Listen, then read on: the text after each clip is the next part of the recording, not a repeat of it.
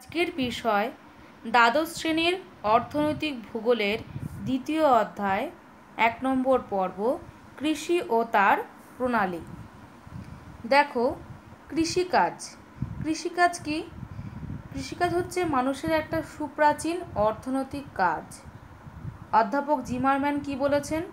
যে জমিতে স্থায়ীভাবে বসবাস করে মানুষ যখন উদ্ভিদ এবং প্রাণীজগতের স্বাভাবিক জন্ম এবং বৃদ্ধিকে কাজে লাগিয়ে নিজের প্রয়োজনটা মেটানোর জন্য উদ্ভিজ্জ এবং প্রাণীজ যে দ্রব্যাদিগুলো উৎপাদন করে, সেই সমস্ত উৎপাদন প্রক্রিয়াটাকে বলা হচ্ছে কৃষিকাজ।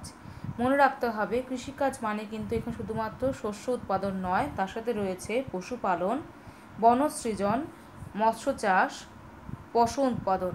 ঠিক আছে? আর কি জানতে হবে যে কৃষিকাজের এই শব্দটা কি থেকে এসছে? মূলত এসেছে সংস্কৃত শব্দ ক্রিস ধাতু থেকে এসেছে, যার অর্থ হচ্ছে কর্ষণ করা। আর ইংরেজিতে আমরা কি বলি এটাকে? এগ্রিকালচার, তাই তো? তো এই এগ্রিকালচারের যে ইগার, এটার মানে হচ্ছে কি? জমি বা ক্ষেত। আর কালচার, কালচার মানে কি?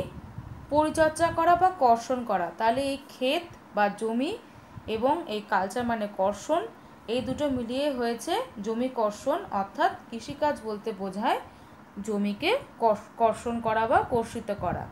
ঠিক আছে? এবার দেখো, কৃষিকাজকে প্রাথমিক ক্ষেত্রের মানে প্রাইমারি সেক্টরের অর্থনৈতিক কাজ কেন বলা হচ্ছে? কারণ এখানে দেখা যায় যে প্রকৃতি থেকে আমরা সরাসরি একদম ডাইরেক্ট সম্পদটাকে সংগ্রহ করে বেঁচে থাকছি। মানে আমাদের প্রাথমিক বা মৌলিক যে চাহিদা, সেটা হচ্ছে খাদ্য, অন্ন, বস্ত্র, বাসস্থানের জায়গা। সেই সবটাই কিন্তু এখান থেকে পূরিত হচ্ছে। আদিম যুগ থেকে আজ অবধি যত অত্যাধুনিক যুগই হোক না কেন, সমস্ত ক্ষেত্রে কিন্তু আমাদের এই চারটে জিনিসের কিন্তু চাহিদাই প্রাথমিক মানুষের ক্ষেত্রে। আর তার জন্য আমরা প্রাথমিকভাবে কী করে থাকি? উদ্ভিদ এবং প্রাণী থেকে সেটা আমরা পূরণ করে থাকি।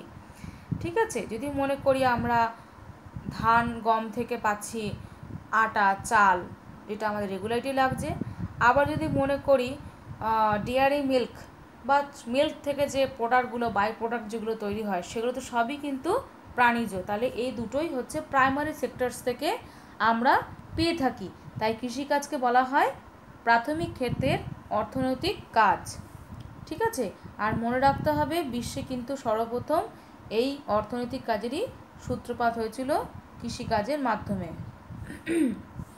এবার দেখো, কৃষিকাজের গুরুত্বগুলো কী কী। পৃথিবীতে যে কোনো অর্থনৈতিক কাজই আছে, সেটা কিন্তু প্রত্যক্ষ পরোক্ষভাবে এই কৃষিকাজের উপর নির্ভর করে থাকে। কারণ এর গুরুত্ব যথেষ্ট পরিমাণেই গুরুত্বপূর্ণ। কেননা এই ক্ষেত্রে দেখা যায় যে মানুষের অপরিহার্য দ্রব্যের যোগান একমাত্র কৃষি থেকেই পাওয়া যায়। আবার পশুখাদ্য যদি চাই, সেটাও কিন্তু কৃষি থেকে আসে। কেননা পশুখাদ্য বলতে কি? খড়, কুটো, তারপরে তোমার যত রকম আগাছা আছে, সে সব কিছুই কিন্তু কৃষির বাই প্রোডাক্ট হিসাবে আসে। আর কি? বিভিন্ন রকম ক্ষুদ্র ক্ষুদ্র যা বৃহত্তম যে সমস্ত শিল্প আছে, তার কাঁচামালও আসে কিন্তু কৃষি থেকে। যদি মনে করি আমরা শিল্প তৈরি করব পাট বা পাটজাত দ্রব্য, তাহলে তার কাঁচামালটা, র মেটেরিয়ালসটা কোত্থেকে আসবে? কৃষি থেকে আসবে। আর 4 নম্বর পয়েন্টটা দেখো কী বলছে? কর্মসংস্থানের উৎস হিসাবেও কিন্তু কৃষিকাজটা মানুষের জীবিকা নির্বাহের জন্য দরকার। আর কি? কোনো দেশের, বিশেষত কৃষিপ্রধান দেশের আয়ের মূল উৎস কোথায়? কৃষিকাজ। আর উদ্বৃত্ত যে কৃষিজাত দ্রব্য, সেগুলো আমাদের বাণিজ্যের ক্ষেত্রে প্রসার ঘটায়। মানে আমরা যদি মনে করি আমাদের দেশের ধানের পরিমাণ বা গমের পরিমাণ খুব বেশি পরিমাণে উদ্বৃত্ত হয়ে গেল। উদ্বৃত্ত কথাটা আমরা ইকোনমিক্সে পড়েছি। উদ্বৃত্ত মানে হচ্ছে যা দরকার তার থেকে বেশি আছে, তাহলে সেটা আমরা অটোমেটিক্যালি দেশের বাইরে এক্সপোর্ট করতে পারবো। ঠিক আছে? এবার দেখো, আমি যে বলছিলাম কৃষি প্রণালীগুলো পড়াবো, তার মধ্যে একটা হলো আর্দ্র কৃষি। আর্দ্র কৃষিটা কি? এটা হচ্ছে কি না, পৃথিবীর যে সমস্ত অঞ্চলে নিয়মিত এবং পর্যাপ্ত পরিমাণে বৃষ্টিপাত হয়, মানে সবসময় বৃষ্টিপাতটা কিন্তু এখানে পর্যাপ্ত থাকতে হবে, এবং সে সমস্ত অঞ্চলে কিন্তু কোনো রকম জলসেচ লাগে না। সেই জলসেচ ছাড়াই যে সমস্ত জায়গাতে এই বৃষ্টির জলটাকে কাজে লাগিয়ে কৃষিকাজ করা হয়, সেই ধরনের কৃষিকে বলা হচ্ছে আর্দ্র কৃষি। এখন আমি যদি মনে করি আমি জল ঢালবো, মানে আমার জলসেচের মাধ্যমে, তার আলাদা কথা। কিন্তু জলসেচ ছাড়াও কিন্তু পর্যাপ্ত বৃষ্টির পরিমাণ দিয়েও সেই চাষবাসটা করা যায়, তখন তাকে বলা হবে আর্দ্র কৃষি। এর বৈশিষ্ট্য যদি দেখি তাহলে বুঝতে পেরে যাব এগুলো কোথায় কোথায় হয়। ঠিক আছে, মূলত কিন্তু মৌসুমী এবং নিরক্ষীয় জলবায়ু অঞ্চলে দেখতে পাওয়া যায়, মানে যেখানে বৃষ্টিপাত বেশি। উৎপাদন ব্যয় কিন্তু এর কম হয়, জলসেচের যেহেতু খরচা কোনো রকম থাকে না তাই। তবে মোট উৎপাদনটা কম হয় আর ফলনের হারটাও কিন্তু কম হয় জমি প্রতি। আর কৃষকের দক্ষতা আর উৎপাদন ক্ষমতা দুটোই কম, কেননা এখানে প্রচুর পরিমাণে কৃষক নিয়োজিত হয়, খুব একটা বেশি কাজ করতে হয় না। জল থাকলে সেখানে কিন্তু গাছপালা খুব দ্রুত হয়, এটা মনে রাখতে হবে। তাই কৃষকের দক্ষতা এবং উৎপাদন ক্ষমতা দুটোই কম। আর কি, কৃষির জমির আয়তনও ছোট ছোট। মনে রাখতে হবে এই রকম টাইপের জলবায়ু অঞ্চলে কিন্তু প্রচুর চাষাবাদ হয়, তাই অত বেশি চাষাবাদের জন্য মানে জমি কিন্তু বেশি পাওয়া যাবে না। অল্প অল্প জমিতেই এত এত ধান চাষ, এত এত গম চাষ এইভাবে করতে হয়। আমি নিবিড়ভাবে করতে হয়, নিবিড় কথাটা বললাম কিন্তু পরে গিয়ে পড়বে। এবার দেখো আর্দ্র কৃষি কোনগুলো, ফসলগুলো কি কি দেখতে পাচ্ছ, ধান, পাট, চা আর এটা কি আখ গাছ মানে ইক্ষু। তাহলে এগুলো হচ্ছে সব আর্দ্র কৃষির উদাহরণ। এবার দেখো শুষ্ক কৃষি কি।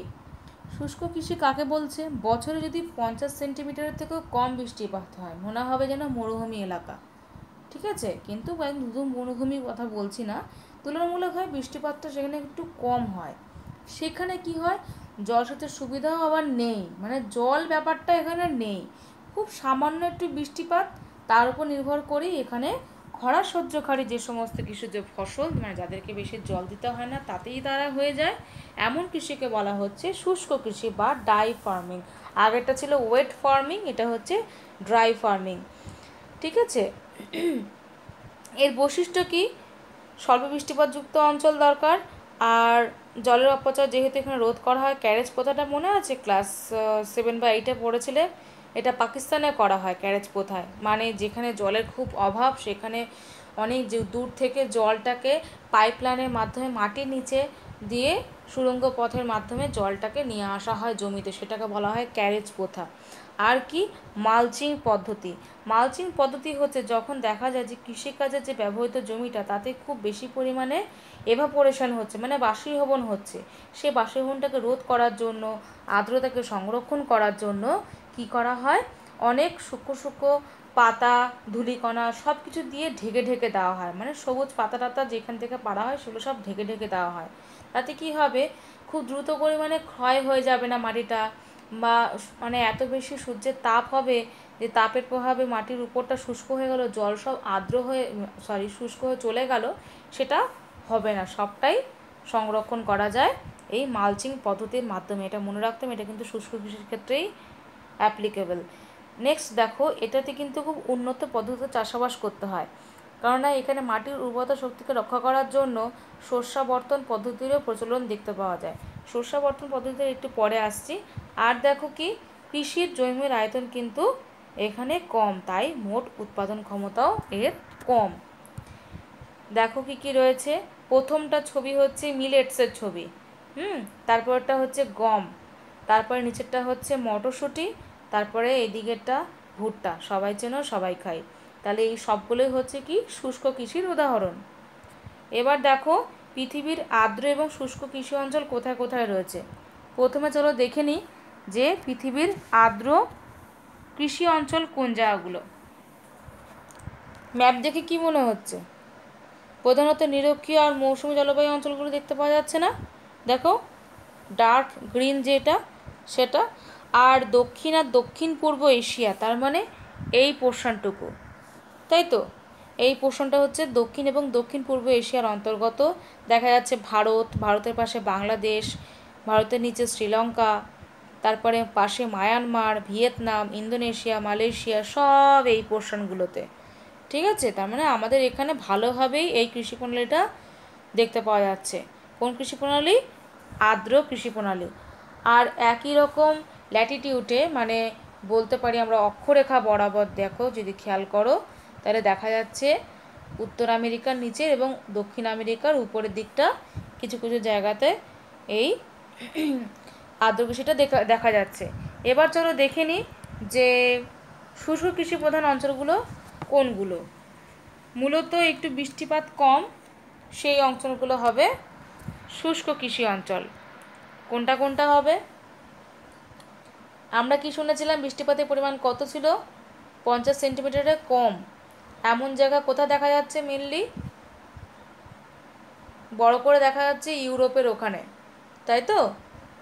কেননা ইউরোপে কিন্তু বৃষ্টিপাত তুলনামূলকভাবে কম হয়। আর কোথায় দেখতে পাচ্ছি? আফ্রিকার একটু নিচে। তার মানে একটা জিনিস খেয়াল করো, এখানে কিন্তু মকরক্রান্তি রেখা বরাবর কিন্তু অস্ট্রেলিয়ার এই পাশটাতে দেখা যাচ্ছে, আফ্রিকার এখানে দেখা যাচ্ছে, দক্ষিণ আমেরিকার এখানে, চিলির এখানে দেখা যাচ্ছে, তাই তো? তাহলে এই সব জায়গাগুলোতেই হচ্ছে। আর উত্তর আমেরিকা কোথায় হচ্ছে? কর্কটক্রান্তি রেখার উপরে সব। বৃষ্টিপাত কম এখানে, এখানে বৃষ্টিপাত সব কম, দেখো। আবার এখানটা কিন্তু হচ্ছে। তাহলে এই সব জায়গাগুলোই হলো শুষ্ক কৃষির অঞ্চল। এবার দেখো, আমি বললাম না শস্যাবর্তন কৃষি পদ্ধতি বলবো। যদি দেখা যায় কোনো নির্দিষ্ট কোনো কৃষিক্ষেত্র বা জমিতে যদি ধারাবাহিকভাবে পরপর করে বিভিন্ন রকম শস্যের পর্যায়ক্রমিকভাবে যদি চক্র আকারে চাষ করা হয়, তাকে বলা হয় শস্যাবর্তন বা শস্য পর্যায়।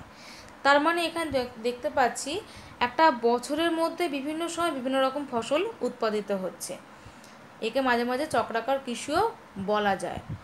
যেমন মনে করো, মৃত্তিকার উর্বরতাকে যদি আমি মনে করি সঠিক রাখবো, তাহলে আমি কি করব? প্রথমে শুরু করলাম ধান চাষ, ধানের পরে ডাল চাষ, ঠিক আছে?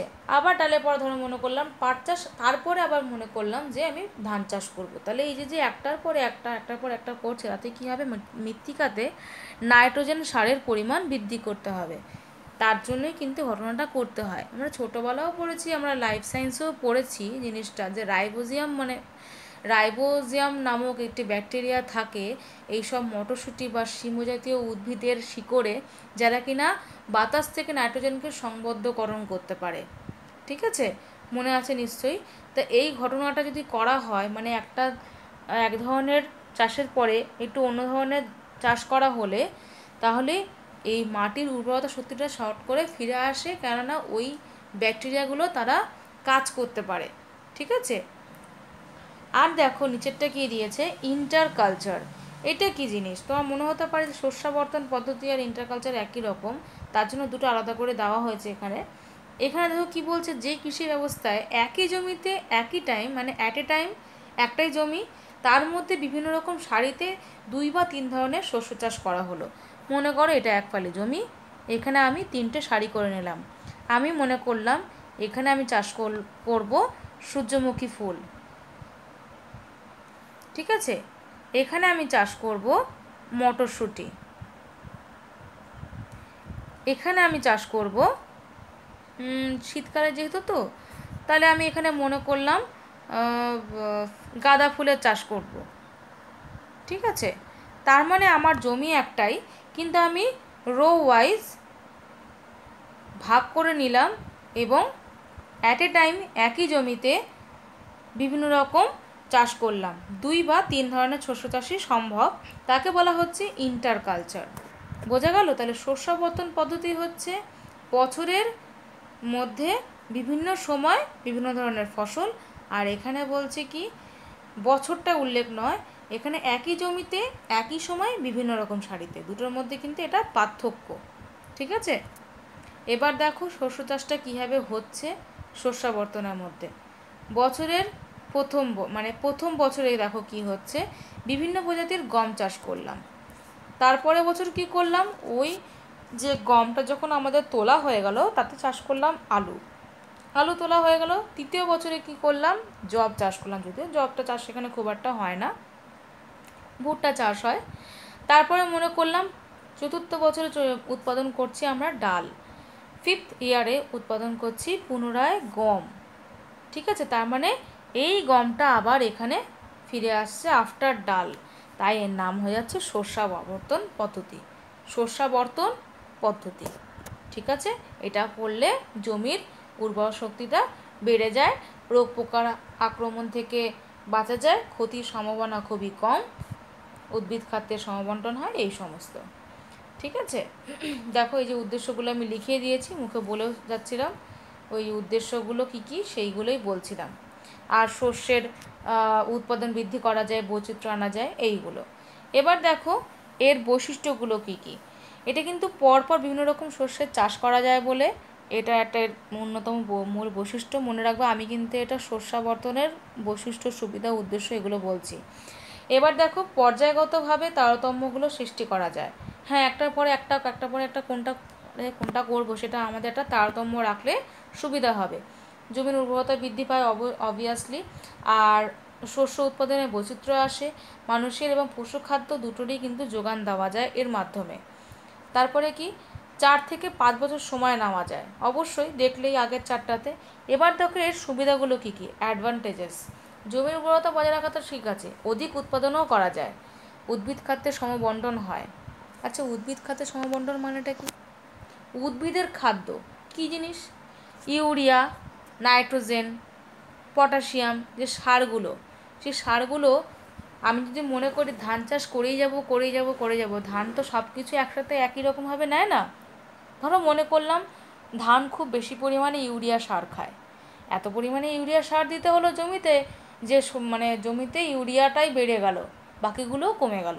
এবার পরের বছর যে আমি ডাল করতে গেলাম তখন আর হচ্ছে না, মানে বিগত 2 বছর 3 বছর ধরে ধান করে আর তারপরে আমার ডাল চাষটা আর ভালো হচ্ছে না।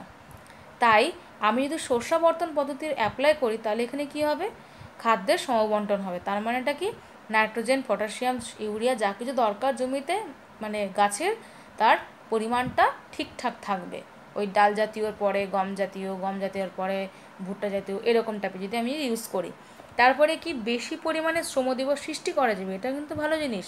একবার ধান হলে ধানের পরে জমিতে আমি যদি মনে না করি যে আমি ধানের পরে ধানই করব, তাহলে মাঝে কিন্তু অনেকটা গ্যাপ চলে যাবে। ধান কাটার পরে জমিটা অনেকদিন ধরে ফেলে রাখতে হয়, সেটা শোকাতে হয়, তুলতে হয়। যারা গ্রামে থাকে তারা এটা বেশি ভালো বুঝতে পারে, তাও বলছি এটা বোঝার চেষ্টা করো।